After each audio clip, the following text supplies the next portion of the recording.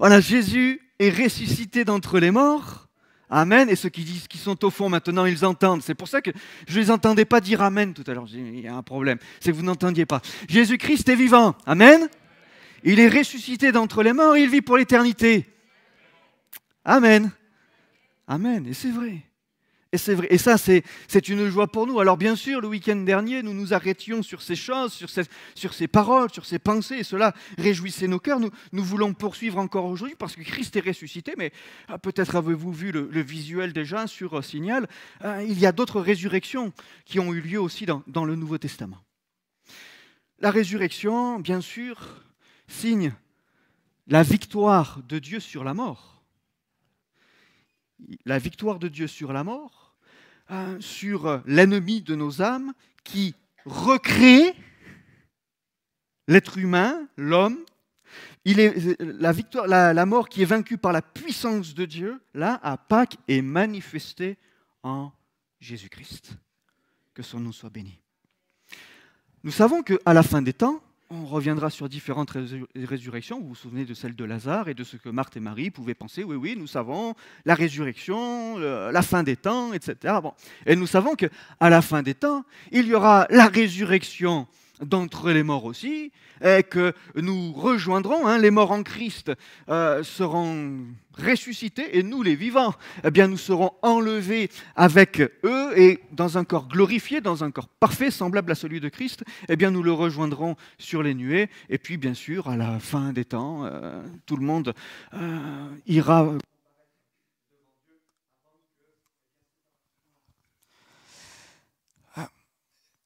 La victoire sur la mort est donc l'expression de la vie. L'expression de la vie. Par sa résurrection, Jésus-Christ révèle, comme il a été annoncé, qu'il est le prince de la vie. Et il communique cette vie à tout un chacun par sa parole et par ses œuvres. Ainsi, nos corps expriment la vie que nous avons reçue, notre être est animé. Vous vous souvenez, le premier homme, il devint une âme vivante. Le corps est là pour exprimer visuellement la vie qui se trouve en nous. Si mon cerveau me dit « Jean-Noël, parle plus fort parce qu'au fond, je suis... » Ça va, il y a le micro. Vous voyez ? Lève la main. Voilà. Le corps est là pour exprimer la vie que nous avons reçue. Votre vie s'exprime par votre corps. Ça va ? Vous êtes attentif, bien concentré. Je vois des visages et des yeux qui sont là et qui regardent attentivement. Qu'est-ce qu'il dit ? Qu'est-ce qu'il dit ? Qu'est-ce qu'il dit ? Et c'est ça. Et le corps, le visage est là pour exprimer. Et on voit au travers de notre corps, et je vois au travers de votre visage, la vie qui est en vous et qui vous vient de Dieu. Et nous sommes appelés en tant que chrétiens à vivre de cette vie, à vivre la vie du prince de la vie, et nous allons le voir, à vivre cette vie de résurrection. Parce que nous aussi, nous étions morts par nos offenses, nos péchés, mais maintenant, par le baptême d'eau, nous sommes comme ressuscités, vivants, cette vie nouvelle en Jésus-Christ. Je suis persuadé que celui qui a commencé en vous cette bonne œuvre la rendra parfaite pour le jour de Jésus-Christ. Le Saint-Esprit, l'Esprit de Christ agit en vous et aujourd'hui, en ce moment même, il vous communique la vie de Jésus. Vous chantez son nom, vous glorifiez le nom de Jésus, vous proclamez ses hauts faits, vous proclamez sa mort et sa résurrection, sa victoire, et le Saint-Esprit agit en vous alors même que vous proclamez les bienfaits de Christ. Et il veut nous amener jour après jour à vivre nous aussi cette vie de résurrection. Qu'il en soit ainsi. Alors, pour cela, Jésus a donné à son Église les dons du Saint-Esprit. Parce que le Saint-Esprit est là pour agir, pour donner, pour vivre, pour faire vivre. Alors, nous avons les dons du Saint-Esprit. Et l'apôtre Paul pouvait le dire, et vous le savez, les dons du Saint-Esprit sont là pour l'édification du corps de Christ, les dons spirituels, Corinthiens, Romains, et les ministères dons, Éphésiens, vous connaissez ces choses. Et Dans ces dons, vous le savez également, il y a diversité de dons. Diversité. Et cette diversité a pour but de manifester, d'exprimer au milieu de nous et en nous la vie de Dieu, la volonté de Dieu, par le Saint-Esprit qui nous fait vivre. L'Esprit que Dieu nous a donné ne nous rend pas timides. Au contraire, son Esprit nous remplit de force, d'amour et de sagesse. Je redis, son Esprit nous remplit de force, d'amour et de sagesse. Vivre la vie de Jésus, je le disais, vivre, exprimer, expérimenter à notre tour cette vie de résurrection par Christ, par son Esprit. Et l'apôtre Paul qui disait à Timothée, donc, il nous remplit de force, on pourrait dire de puissance, d'amour et de sagesse. Cela ne vous fait-il penser à rien? Les 3 catégories des 9 dons spirituels. Puissance, amour, sagesse, révélation. Et Jésus-Christ est ressuscité, mais vous le savez tout aussi bien que moi, dans le Nouveau Testament, il y a d'autres résurrections.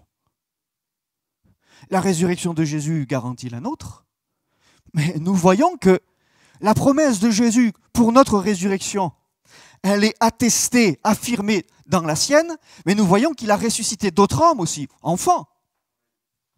Et il y a la résurrection de la fille de Jairus, il y a la résurrection de Lazare, et il y a la résurrection du fils de la veuve de Naïn.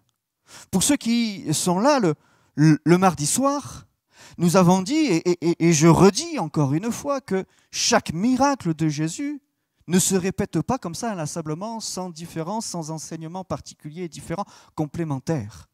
Ainsi, lorsque Jésus guérit plusieurs aveugles, en vérité, on pourrait dire oui, les aveugles recouvrent la vue, mais dans chaque miracle où Jésus donne de pouvoir à un aveugle de voir, il y a un enseignement spécifique à cela.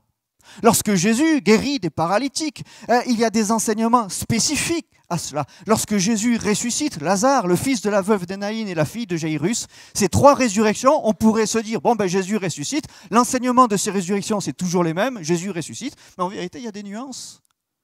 Et il y a complémentarité dans tout cela. Ainsi, ces 3 résurrections sont là pour nous apporter quelque chose de particulier. L'apôtre Paul disait à Timothée, son esprit nous remplit de force, puissance, d'amour et de sagesse. C'est son œuvre. C'est ça, la vie de Christ. C'est ça, l'expression de la vie de résurrection. Jésus nous appelle à vivre cette vie de résurrection. Ainsi, nous trouvons dans ces 3 résurrections du Nouveau Testament, hormis celle de Christ, un enseignement et un parallèle avec l'action du Saint-Esprit et en particulier les dons spirituels. La fille de Jairus. J'ai noté quelques lignes, je vous le lis. Luc chapitre 8, versets 55 et 56, mais enfin vous connaissez ces textes par cœur. Son esprit revint en elle, et à l'instant elle se leva, et Jésus ordonna qu'on lui donne à manger. Les parents de la jeune fille furent dans l'étonnement, et il leur recommanda de ne dire à personne ce qui était arrivé. Bon. Jésus a été appelé, la fille de Jairus est gravement malade et elle va mourir, vous connaissez l'histoire. Et lorsque Jésus est là, elle dort. Elle n'est pas morte. Elle dort. Jésus sait ces choses alors que le regard humain des parents, de la famille, de toutes les personnes qui accompagnaient ses parents dans leur douleur, bien pouvaient dire, mais elle est morte. Elle est morte. Une parole de révélation, une parole de sagesse. Les dons de révélation, vous connaissez, hein, c'est la parole de sagesse, de connaissance et le discernement des esprits. Ce que nous relevons tout au long de ce texte qui nous rapporte ce miracle de la résurrection de la fille de Jaïrus, ce sont des éléments qui se rapportent aux dons de sagesse et de révélation. Ainsi, ces dons de sagesse, vous le savez, ont pour but d'aider, d'encourager, de faire connaître à tout un chacun la volonté et la souveraineté de Dieu. Dieu qui est omniscient. Les hommes ne savent pas tout. Les hommes ont la connaissance des hommes est en fonction du regard et de la perception qu'ils ont du monde et de l'environnement qui les entoure. Mais le regard de Dieu va bien au-delà. Et Dieu est omniscient, il sait toutes choses. Et il voit même ce qu'aucun homme sur cette terre ne peut voir. Ainsi, Jésus, entrant dans cette maison, peut dire, mais non, elle n'est pas morte. Ce que personne ne peut voir. Jésus le voit et Jésus l'annonce. Il connaît. Il sait. Son esprit revint en elle et à l'instant elle se leva et Jésus ordonna qu'on lui donne à manger. Les parents de la jeune fille furent dans l'étonnement et il leur recommanda de ne dire à personne ce qui était arrivé. C'est surprenant, hein? Regardez, elle ressuscite, elle se lève et il ordonne aux parents, il ordonne de lui donner à manger. Pour dire, oh, c'est normal. Non, peut-être qu'à ce moment-là, les parents, la première chose qui leur venait en tête, c'était peut-être pas de donner à manger à la fille. Hein? C'était de la prendre dans les bras, de la serrer, etc. Il a fallu que Jésus ordonne. Mais les dons de sagesse, donc connaissance, hein, de connaissance, oui, de sagesse et de discernement des esprits, sont là aussi pour ordonner la vie de l'Église.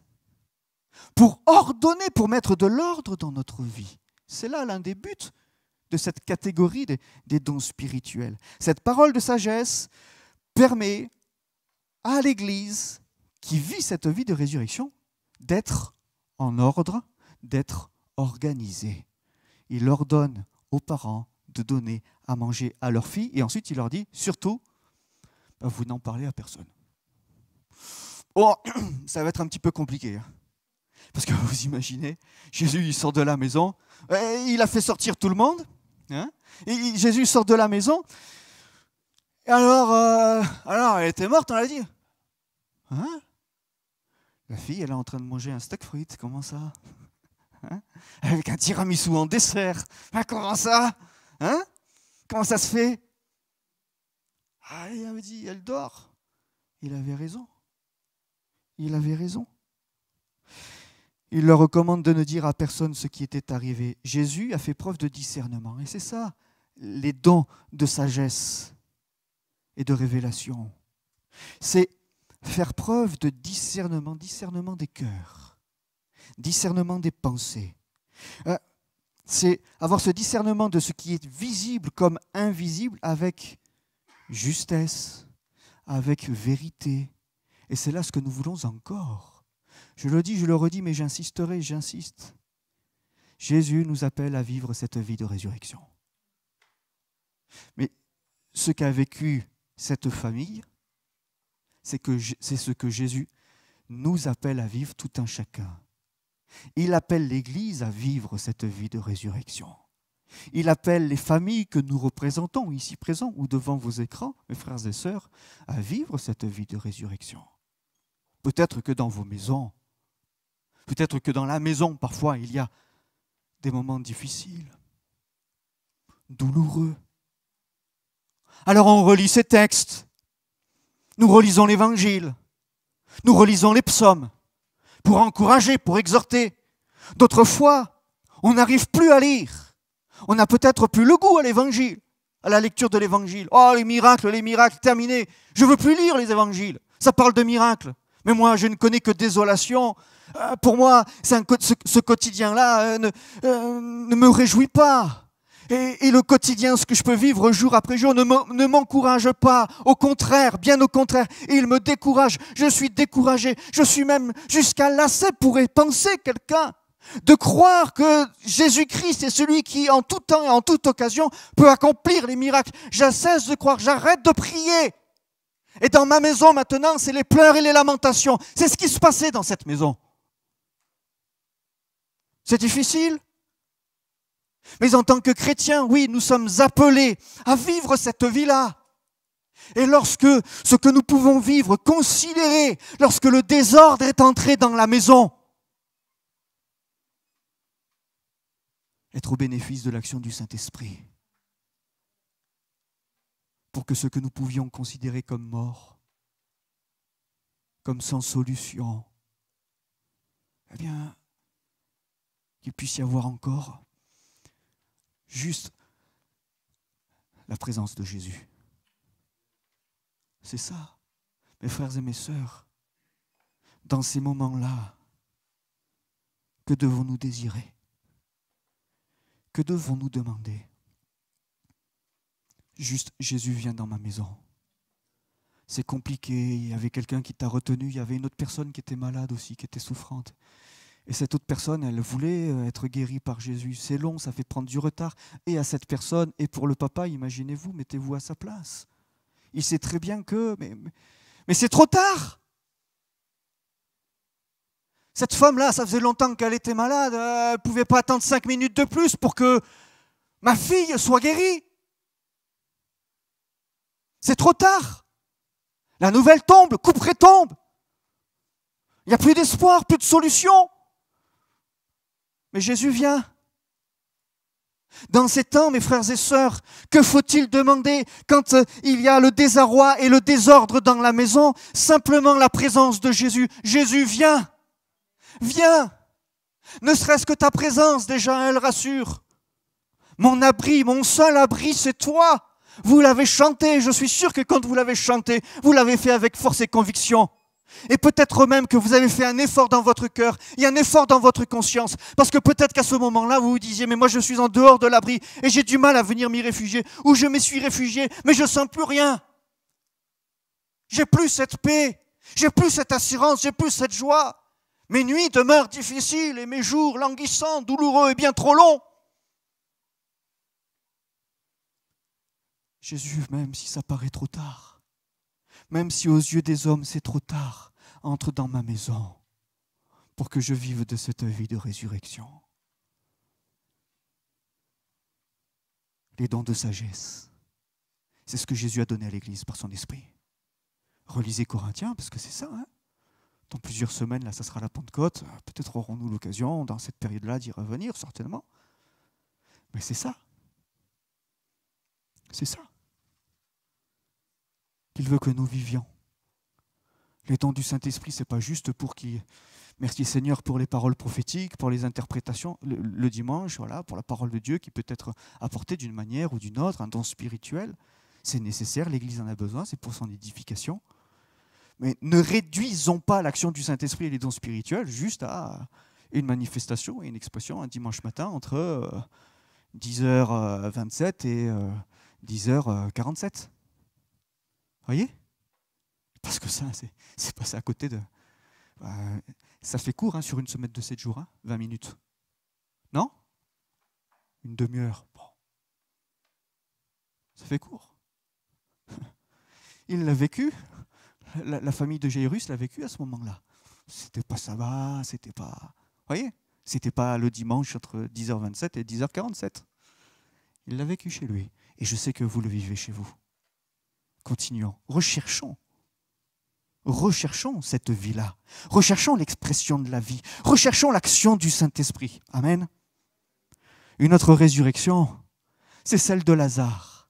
Alors, on pourrait dire, alors, une fois encore, Jésus ressuscite les morts, point. Voilà, la fille de Jairus, Lazare, le fils de la veuve Naïn. Jésus ressuscite les morts. Oui, mais pas que. Mais pas que. Là encore, un enseignement différent.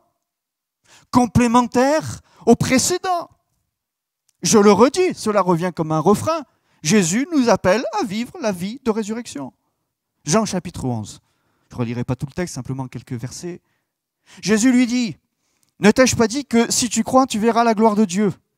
Ils ôtèrent donc la pierre et Jésus leva les yeux en haut et dit, « Père, je te rends grâce de ce que tu m'as exaucé pour moi, je sais que tu m'exauces toujours, mais j'ai parlé à cause de la foule qui m'entoure, afin qu'ils croient que c'est toi qui m'as envoyé. » Ayant dit cela, il cria d'une voix forte. Les mots ont un sens, hein? Tout à l'heure, dans l'autre miracle, c'était Jésus qui ordonne de donner à manger. Alors Jésus qui voit les cœurs, qui discerne les cœurs, les pensées, ce qui se passe, le monde visible et invisible. Jésus qui ordonne cette maison, qui remet de l'ordre dans cette maison, donc c'est don de sagesse et de révélation. Et là, il cria d'une voix forte, mais là encore, les mots ont un sens, et la Bible, vous le savez, s'explique par la Bible. Et tout se rejoint, tout se retrouve. Il cria d'une voix forte, « Lazare, sors !» Quel est votre Lazare? Et notez, ça c'est le regard des hommes. Le mort sorti. Oui, ça c'est... Ah merci. Hop. Le mort sorti. Ça vous fait rien, vous? Non, parce que ça c'est le regard des hommes. Ça c'est le regard des disciples, des apôtres. Le mort sorti. Parce que pour Jésus, c'est Lazare qui est sorti. Pour les hommes, c'est le mort. Vous voyez, toujours ce regard humain. Tant qu'on n'a pas délié les bandes et qu'on ne le retrouve pas après à manger avec le village, on attend voir. Hein. On ne sait jamais. On ne sait pas si c'est lui derrière les bandes. On ne sait pas, hein. On ne va pas être trompé. Le mort sorti, et puis, voilà, les pieds et les mains liés de bandes et le visage enveloppé d'un linge. Jésus leur dit, mais déliez-le et laissez-le aller.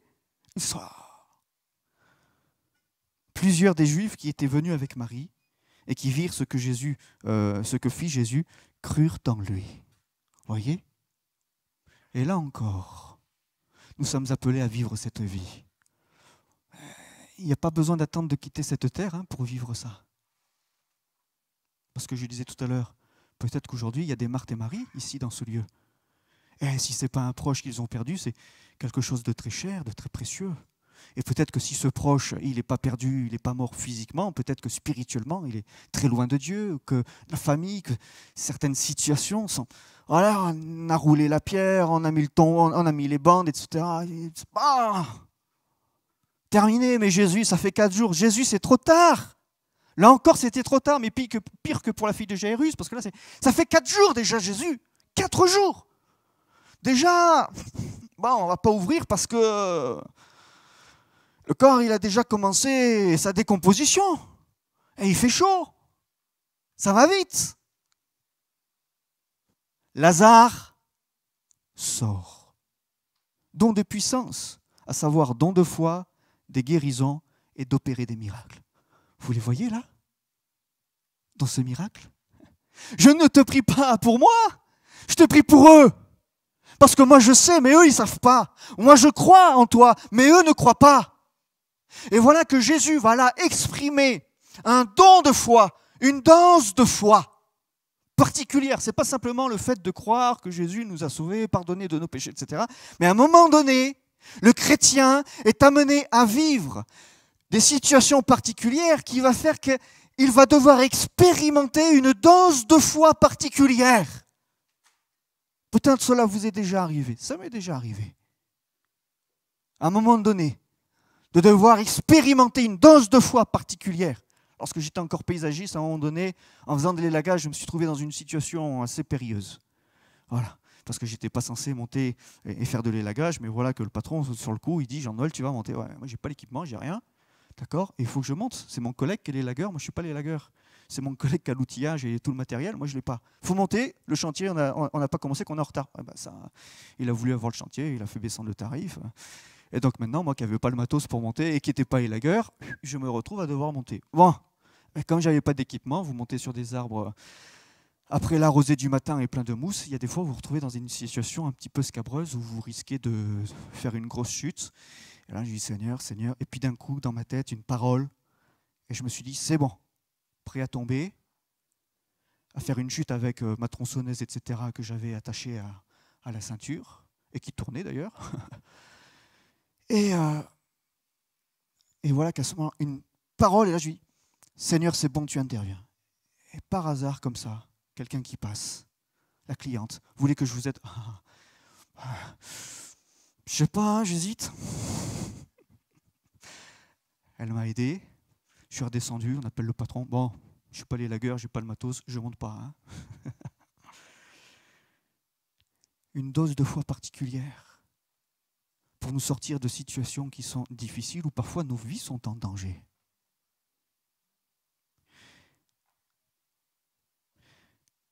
Don de foi, don de guérison, don d'opérer des miracles, la puissance de Dieu est manifestée là dans ce miracle de la résurrection de Lazare.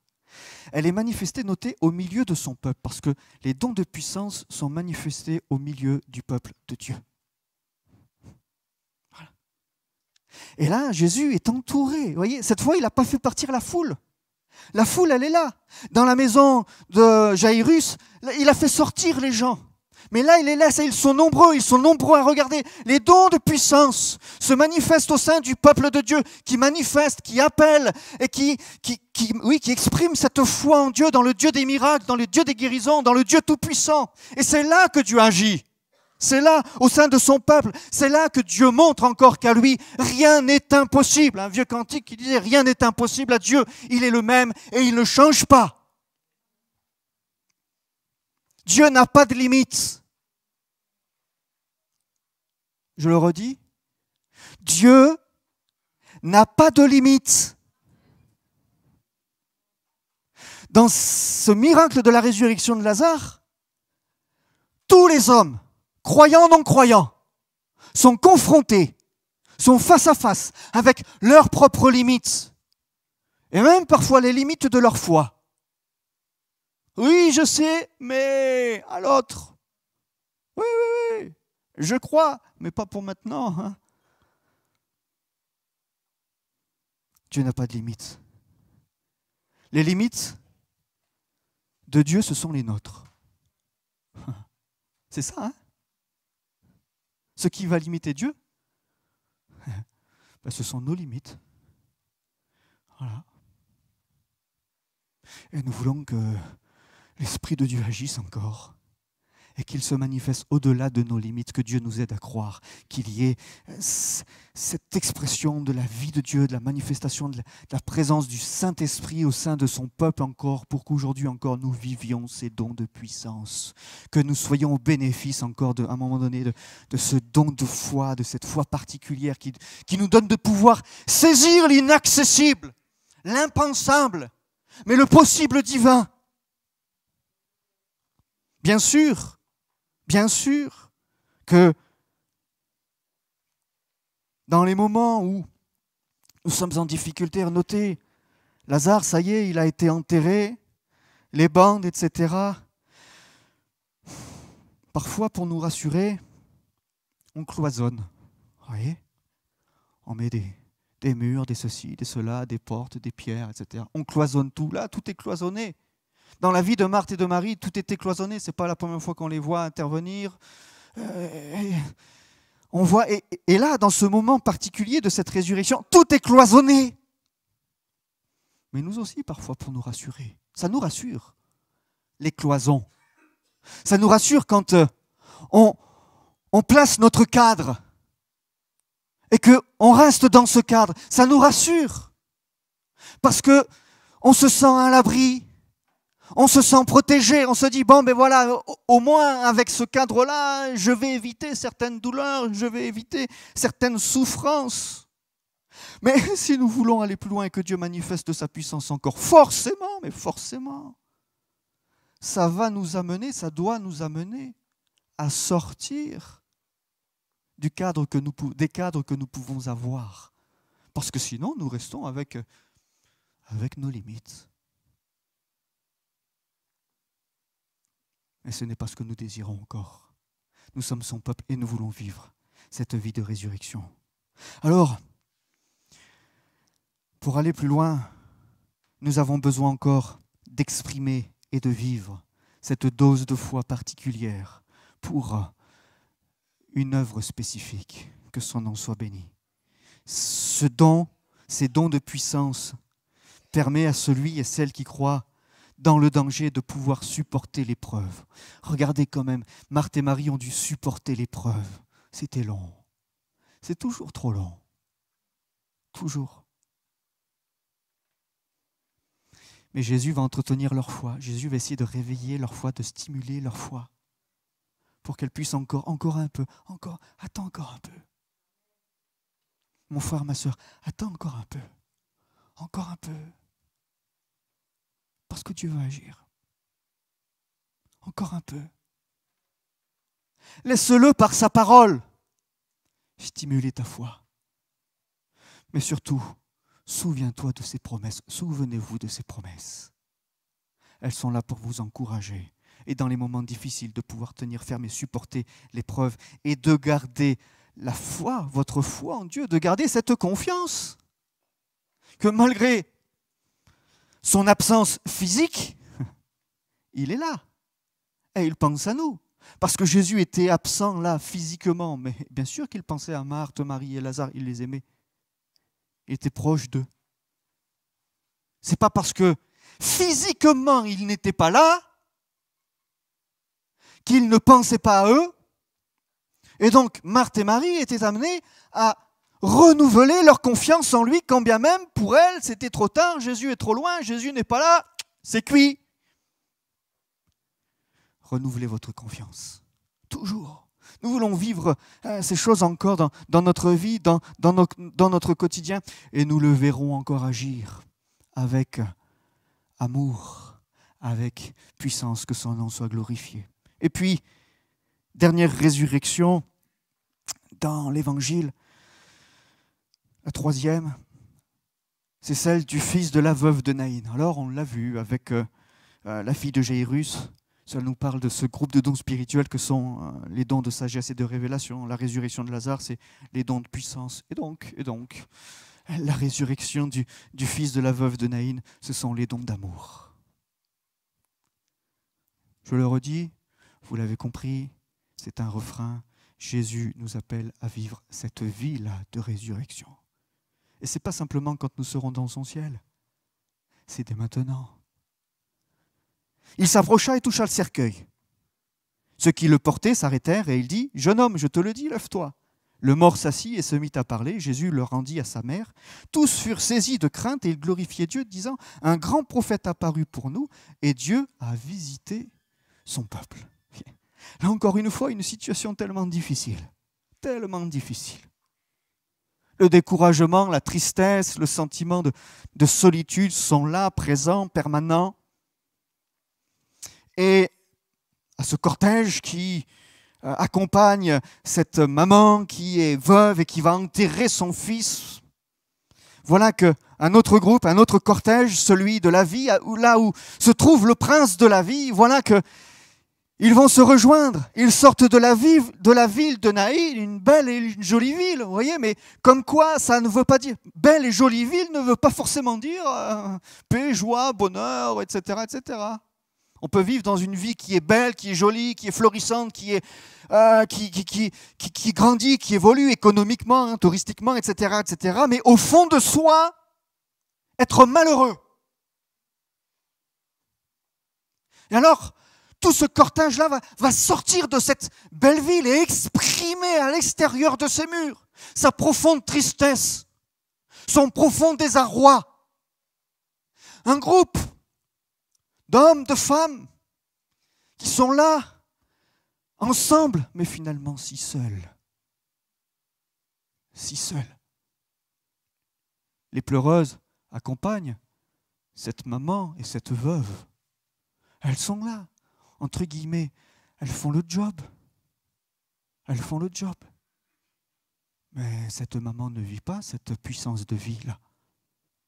Cette maman ne se sent plus aimée, ne peut plus aimer. où est le sens de la vie?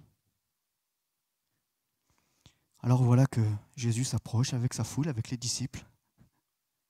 Et il s'approche de cette maman. Ne pleure plus. Bon. T'es gentil, toi, mais... si tu voyais mon quotidien. Ça va bien pour toi, là. T'es content, t'as la foule, tout le monde te suit. T'accomplis des miracles, etc. C'est bien. Pour toi, ça va bien. Mais pour moi, ça ne va pas bien, Jésus. Jésus, tout à l'heure, comme pour la fille de Jairus. Parce que des fois, on n'ose plus demander le miracle. Écoutez, ce que vous devez demander en attendant, c'est sa présence. Parce que c'est ça qui fait toute la différence dans les cœurs et dans les vies. C'est sa présence. Jésus est là. Et sa seule présence va tout changer. La présence de Jésus dans votre vie, la présence de Jésus dans votre foyer, la présence de Jésus dans l'église, ça change tout. Et lorsque Jésus agit, ça change tout. Amen. Les dons d'amour qui sont exprimés, manifestés dans les dons de prophétie, des langues et d'interprétation des langues. Les dons d'exhortation et d'inspiration. Quand on est béni par Dieu, la chose que l'on a envie, c'est de bénir les autres.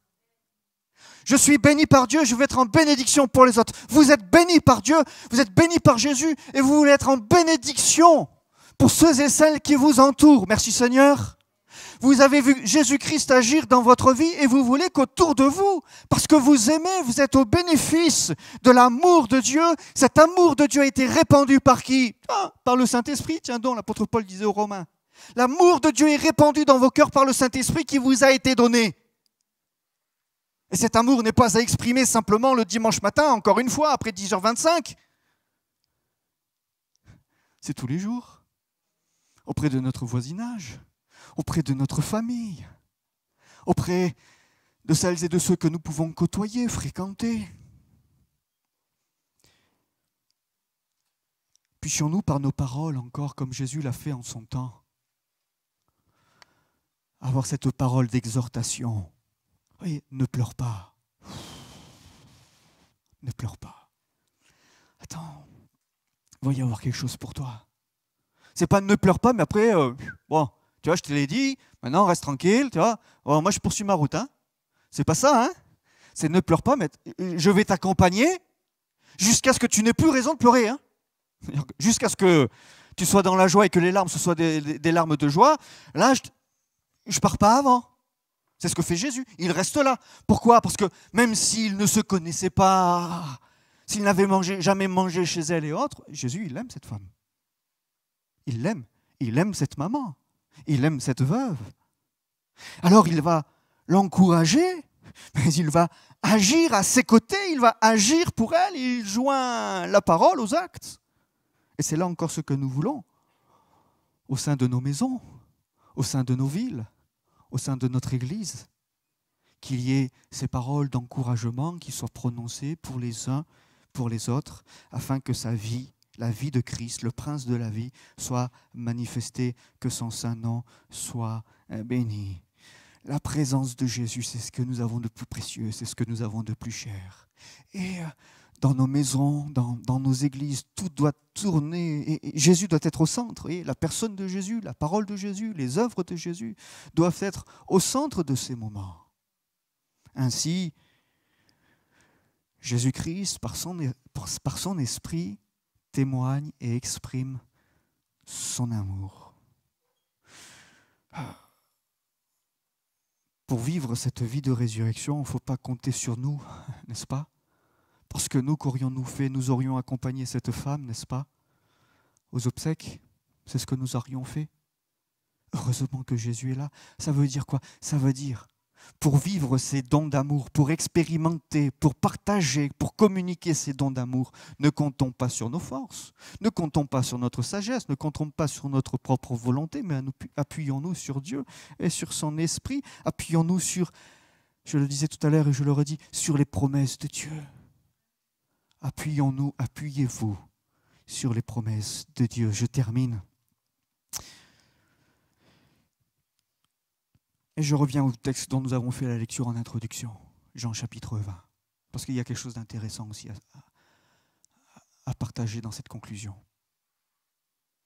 Plusieurs personnes qui vont au tombeau, mais plusieurs regards. Plusieurs regards, pourquoi? Parce que plusieurs positions. Et on le voit là, dans Jean 20, pour vivre la vie de Jésus, pour être au bénéfice de sa vie, tout dépend, non pas, non plus, seulement de, vous dites ça comme vous voulez, de la présence de Jésus, parce que Jésus est là. Tout dépend de la position que nous avons vis-à-vis de Jésus. Et de cette position-là va faire que nous allons vivre cette vie de résurrection à notre tour. Ou pas. Ou pas. Regardez, les femmes vont au tombeau pour entretenir le corps, pour mettre les aromates, etc., qu'elles n'avaient pas eu le temps de faire avant parce que c'était la Pâque, etc. Vous connaissez? Bon, je vais passer. Qui nous roulera la pierre? La pierre est roulée. Bon, avec les synoptiques, on voit avec les autres évangiles, on voit que bon, il y avait les femmes, elles voient les anges, etc. Il se passe quoi? Bon. Mais la femme, il y a une femme qui arrive, elle commence à rentrer, elle voit 2 anges, mais elle n'a pas vu Jésus. Elle ne l'a pas vu. Elle n'est pas rentrée. Il y a Jean qui est là aussi. Alors, on voit tout au long des versets qui se succèdent. Il y a Jean qui arrive, le premier, mais il courait plus vite. Mais lui, il n'entre pas. Alors, le prince de la vie est ressuscité d'entre les morts, mais lui, il ne peut pas le voir, il ne peut pas le percevoir, il ne peut pas le comprendre. Il ne rentre pas. Juste après lui, un peu plus essoufflé, fatigué, en disant oh, Jean, t'aurais pu m'attendre un petit peu, me donner la main, parce que moi, je cours moins vite que toi, et puis t'as vu, j'ai une sandale, elle est à moitié percée. Bon, bref. Hein?